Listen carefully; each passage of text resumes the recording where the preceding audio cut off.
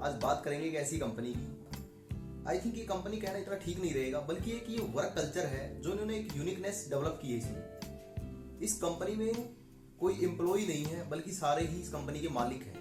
ये entrepreneur mentality के साथ काम करते हैं और इस वीडियो के माध्यम से हम समझने की कोशिश करेंगे कि कैसे ये काम करता है। और इन्होंने टाइम मैनेजमेंट में वर्ल्ड रिकॉर्ड बनाया है। दोस्तों, ये इंडिया का डब्बा वाला है जो मुंबई में अपनी सर्विस देता है और ये इतना फेमस है मुंबई में, हर कोई इसको जानता है। बल्कि ये मुंबई में ही नहीं, ये पूरी दुनिया में बड़ा फेमस है।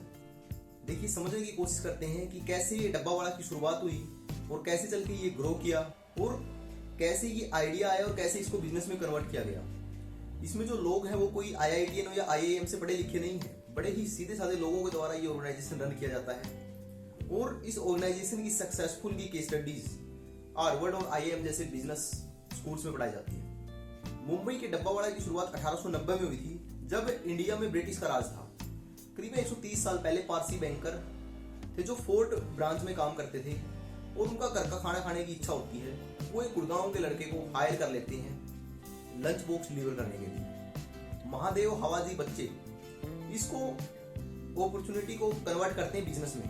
ये कुछ लोगों का ग्रुप था जो पहले फार्मिंग करते थे, धीरे धीरे इस बिजनेस में इनको फेलियर देखने को मिला और फिर ये मुंबई में आते हैं और इकट्ठा होकर अपनी सर्विस देने शुरू करते हैं।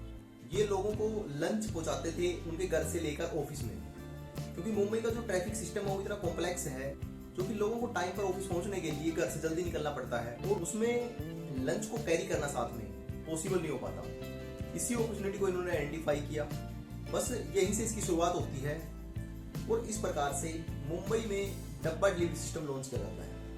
शुरुआत में ये चार्ज करते थे 2 अन्ना, जो इक्वल होता था 6.25 पैसे के बराबर। और इस प्रकार से इनकी जो वर्कफोर्स है वो 5000 तक पहुंच जाती है और ये every day 1,30,000 tiffin box deliver करते हैं और उनको फिर वापस घर पहुंचाते हैं। और इस प्रकार ये लगभग हर दिन 2.6 लाख ट्रांजैक्शन करते हैं। अब हैरान कर देने वाली बात तो ये है, डब्बा वाला किसी टेक्नोलॉजी का यूज नहीं करता, किसी कंप्यूटर या फिर किसी ऐप का यूज नहीं करते मॉनिटर करने के लिए। फिर भी ये इतनी एक्यूरेसी के साथ कैसे डिलीवर कर पाते हैं? यहां तक कि ये फोन का भी यूज नहीं करते थे।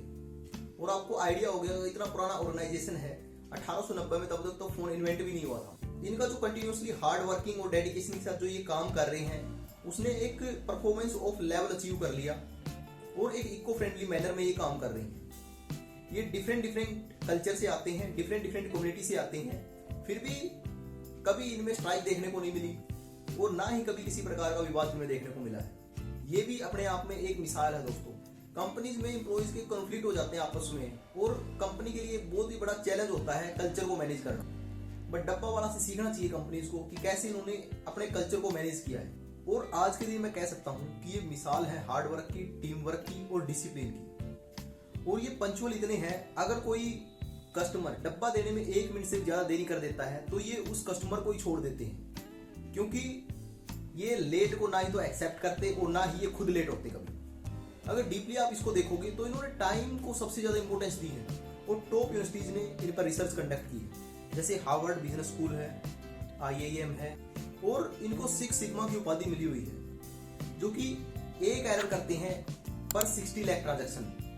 और टाइम मैनेजमेंट में इन्होंने वर्ल्ड रिकॉर्ड बनाया है। और अब सोचने वाली बात तो ये है, इनकी जो 5000 की वर्क फोर्स है, इसमें 70% 8वीं पास भी नहीं है। इन्होंने साबित कर दिया practice make a man perfect. क्यों? अदर कंपनीज ने इनसे इंस्पिरेशन लेनी चाहिए, क्योंकि इन्होंने प्रूव कर दिया राइट सिस्टम और हार्ड वर्किंग से एक्स्ट्रा ऑर्डिनरी रिजल्ट्स को अचीव किया जा सकता है, चाहे आपकी क्वालिफिकेशन, आपका बैकग्राउंड कुछ भी हो। देखिए, डब्बा वाला काम कैसे करता है। एक्चुअली इनके जो बिजनेस के 4 स्ट्रॉन्ग पिलर हैं जो आपस में कनेक्टेड है। नंबर 1 है एफिशिएंसी। ये एफिशिएंसी के साथ काम करते हैं। इनका सिस्टम कोडिंग बेस है। एक्चुअली इनके डब्बा पर कुछ कोड लिखे होते हैं, जैसे डब्बा पर रेलवे स्टेशन का कोड लिखा होता है, किस बिल्डिंग में पहुंचाना है, किस एरिया में पहुंचाना है और कौन से स्टेशन पे ड्रॉप होगा, कौन से स्टेशन से पिक किया जाएगा। ये सारे कोड उनके डब्बा पर मेंशन होते हैं, जिनको ये इजीली समझ लेते हैं और जो काम करने की एफिशिएंसी है वो बढ़ जाती है। और सेकंड पिलर है इसका टाइम मैनेजमेंट। अगर कोई कस्टमर 1 मिनट से ज्यादा डिले कर देता है तो ये उस कस्टमर को ही छोड़ देते हैं। इनका जो मोटो है ऑलवेज डिलीवर ऑन टाइम। और नंबर थर्ड पिलर है इनका कोऑर्डिनेशन। इसको आप ऐसे समझिए, जब कोई ट्रेन अपने स्टेशन से चलती है तो 40 सेकंड होते हैं उसमें कुछ लोड करने के लिए, और जब किसी बीच में किसी स्टेशन पर रुकती है वहां पर 20 सेकंड होते हैं। ये इस प्रकार से मैनेज करते हैं कि उसी टाइम में ये लोडिंग और अनलोडिंग कर सके, और ये इन्होंने प्रूव करके दिखाया है। और नंबर 4 है कल्चर। ये डिफरेंट कम्युनिटी और प्लेस से बिलोंग करते हैं, फिर भी ये इतने अच्छे ढंग से रहते हैं, कभी इनमें कोई किसी प्रकार का स्ट्राइक देखने को नहीं मिली है। जो कल्चर है वो बिजनेस के लिए बड़ा ही इंपॉर्टेंट है, जिससे डायरेक्ट और इनडायरेक्ट वे में कंपनी को बहुत ही ज्यादा बेनिफिट होता है। इसीलिए कंपनी, जो बड़ी बड़ी कंपनीज हैं जैसे IBM है, गूगल है, फेसबुक है, अमेजन है, ये कल्चर पर बहुत ही ज्यादा ध्यान देती हैं अपने। डब्बा वाला इतने अच्छे ढंग से इसलिए भी काम कर पाते हैं क्योंकि इन पर जिम्मेवारी होती है रिटेंशन की, हायरिंग की, लॉजिस्टिक की, कस्टमर रिलेशन की और कस्टमर जोड़ने की भी, क्योंकि ये खुद ही नेगोशिएट करते हैं और एक एरिया में लंबे टाइम से काम करते हैं, वहां पर एक ट्रस्ट का जो फैक्टर है वो बिल्ड हो जाता है। तो डब्बा वाला को ज्यादा एफर्ट्स नहीं करने पड़ते इन सारी चीजों के लिए, क्योंकि वो कंटिन्यूसली कई साल से वहीं पे सर्विस दे रहे हैं अपनी। बट दोस्तों, जो ये स्टोरी थी ये थी कोविड से पहले की, बट आज के दिन जो डब्बा वाले की सिचुएशन है वो कुछ अच्छी नहीं है। एक्चुअली अगर ये कहा जाए तो गलत नहीं होगा कि डब्बा वाला डूबने की कगार पर है आज के दिन। दोस्तों, अगर आज के दिन हम डब्बा वाला की बात करते हैं तो सब कुछ ऐसा नहीं चल रहा जैसे पहले चल रहा था कोविड से, क्योंकि बीच में कोविड आया और उसके बाद में जो इनकी सर्विस है वो बड़ी ही डिस्टर्ब हुई है। तो एक टाइम था जब इनकी सर्विस बिल्कुल बंद हो गई थी, एक टाइम था जब 5000 डब्बा वाला काम कर रहे थे, बट आज के दिन इनकी संख्या घटकर 1000 से भी कम रह गई है। और जहाँ पर ये कोविड से पहले 30 से 35 हजार रुपये अर्न करते थे, आज के दिन ये 10 से 15 हजार रुपये अर्न कर रहे हैं, और इनको अपना गुजारा करना भी बड़ा ही मुश्किल है। एक तो इनकी सबसे बड़ी जो गलती रही है, इतने टाइम से ये काम कर रहे थे, इन्होंने अपने बिजनेस को डाइवर्सिफाई नहीं किया एक्चुअली, क्योंकि ये साथ में जैसे कि कोरियर की सर्विस को स्टार्ट कर सकते थे, इनका अपना एक डिस्ट्रीब्यूशन नेटवर्क है, ये पार्ट टाइम उसको स्टार्ट कर सकते थे और उसको इम्प्लीमेंट कर सकते थे, और इनका एक्सपीरियंस भी काफी अच्छा है। और इन्होंने एक्सपेंड नहीं किया अपने बिजनेस को डिफरेंट सिटीज में, ये सिर्फ एक ही सिटी तक सीमित रहे। बट आज के दिन डब्बा वाला अपने बिजनेस को एक्सपेंड कर रहा है, वो डिफरेंट सर्विस के लिए ओपन हो रहा है। इन्होंने अपनी डिजिटल डब्बा वाला .com करके एक साइट लॉन्च की है आफ्टर कोविड, और अगस्त 2021 में डब्बा वाला ने एक डिजिटल ऑपरेशन लॉन्च किया था, जिसमें इन्होंने सेंट्रल किचन की स्थापना की थी, जहां से ये फूड डिलीवर करेंगे ऑफिस में और घर पे। इससे कुछ मोस्ट इंपोर्टेंट लर्निंग्स हम ले सकते हैं। नंबर 1 है सेल्फ डिसिप्लिन।